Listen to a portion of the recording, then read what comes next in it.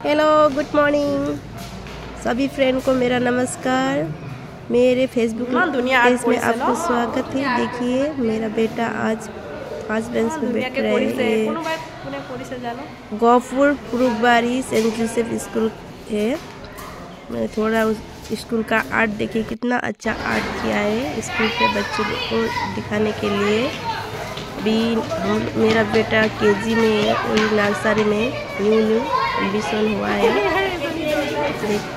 देख सकते हैं कैसा है स्कूल।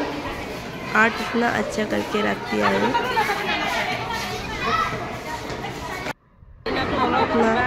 अभी उसका छुट्टी होने के टाइम में सब पेरेंट्स लेने के लिए आ रहे हैं।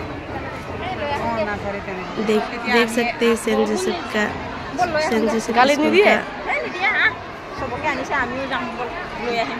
वीडियो।